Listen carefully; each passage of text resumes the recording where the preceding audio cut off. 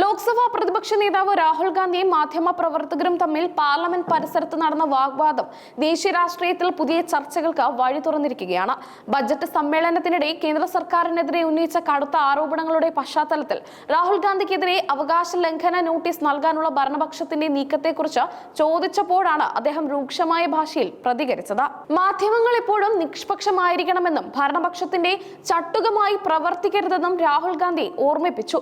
ബിജെപിയുടെ തൊഴിലാളികളെ പോലെ പെരുമാറുന്നത് ജനാധിപത്യത്തിന് ലജ്ജാകരമാണെന്ന് പറഞ്ഞ അദ്ദേഹം വസ്തുതകൾ പരിശോധിക്കാതെ സർക്കാരിന്റെ നറേറ്റീവുകൾ ഏറ്റുപിടിക്കുന്നത് രാജ്യത്തോട് ചെയ്യുന്ന വലിയ ദ്രോഹമാണെന്നും കൂട്ടിച്ചേർത്തു. പാർലമെന്റ് സമുച്ചയത്തിന് പുറത്ത് മാധ്യമപ്രവർത്തകർ വളഞ്ഞപ്പോഴായിരുന്നു രാഹുലിന്റെ പ്രതികരണം. ഇന്ന് നിങ്ങൾക്ക് നൽകിയിരിക്കുന്ന കോഡ് വേർഡ് അവകാശ ലംഘനം എന്നതാണോ എന്ന് അദ്ദേഹം പരിഹാസത്തോടെ ചോദിച്ചു. തലേ ദിവസം ഒതന്റിക്കേഷൻ എന്ന വാക്കാണ് മാധ്യമങ്ങൾ ഉപയോഗിച്ചതെന്നും ഇന്ന് അത് അവകാശ ലംഘനമായി മാറിയെന്നും അദ്ദേഹം ചൂണ്ടിക്കാട്ടി. മാധ്യമങ്ങൾക്ക് സമൂഹത്തോടും രാജ്യത്തോടും വലിയ ഉത്തരവാദിത്തമുണ്ടെന്നും എന്നാൽ നിലവിൽ സർക്കാരിന്റെ ഭാഗം മാത്രം കേൾപ്പിക്കുന്ന അവസ്ഥയാണുള്ളതെന്നും അദ്ദേഹം കുറ്റപ്പെടുത്തി. ബിജെപി നൽകുന്ന സ്ക്രിപ്റ്റുകൾ അനുസരിച്ച് ഷോകൾ നടത്തുന്നതിന് പകരം അല്പം വസ്തുതകൾ അന്വേഷിക്കാൻ മാധ്യമപ്രവർത്തകർ തയ്യാറാകണമെന്ന് രാഹുൽ പറഞ്ഞു.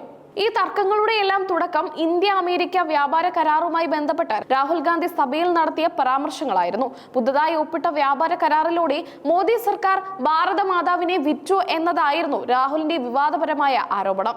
ഈ കരാർ ഇന്ത്യയുടെ മൊത്തത്തിലുള്ള കീഴടങ്ങലാണെന്ന് അദ്ദേഹം വിശേഷിപ്പിച്ചു. അമേരിക്കൻ പ്രസിഡന്റ് ഡൊണാൾഡ് ട്രംപിന് മുന്നിൽ ഇന്ത്യയുടെ ഊർജ്ജ സുരക്ഷയും കാർഷിക താൽപര്യങ്ങളും പ്രധാനമന്ത്രി അടിയറവ് വെച്ചുവെന്ന് അദ്ദേഹം ആരോപിച്ചു.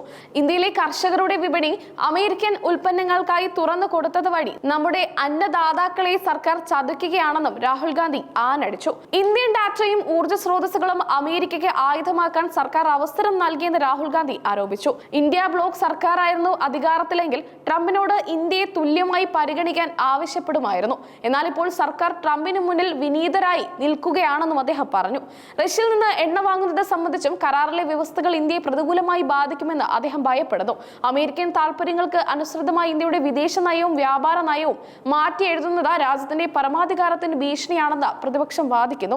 രാഹുൽ ഗാന്ധിയുടെ ആരോപണങ്ങൾക്കെതിരെ കേന്ദ്ര പാർലമെന്ററി കാര്യമന്ത്രി കിരൺ റിജിജു ശക്തമായി രംഗത്തെത്തി. രാഹുൽ ഗാന്ധി സഭയിൽ നുണകൾ പ്രചരിപ്പിക്കുകയാണെന്ന് അദ്ദേഹം കുറ്റപ്പെടുത്തി.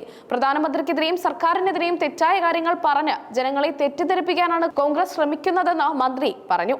രാഹുൽ ഗാന്ധിയുടെ പരാമർശങ്ങൾ സഭാരേഖകളിൽ നിന്ന് നീക്കം ചെയ്യണമെന്നും അദ്ദേഹം ആവശ്യപ്പെട്ടു.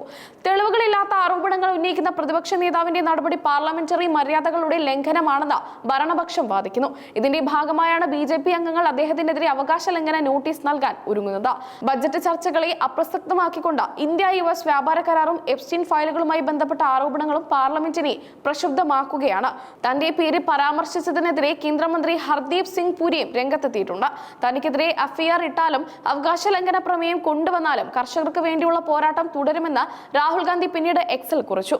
വരും ദിവസങ്ങളിൽ സഭയ്ക്കുള്ളിലും പുറത്തും ഈ പോരാട്ടം കൂടുതൽ ശക്തമാകാനാണ് സാധ്യത.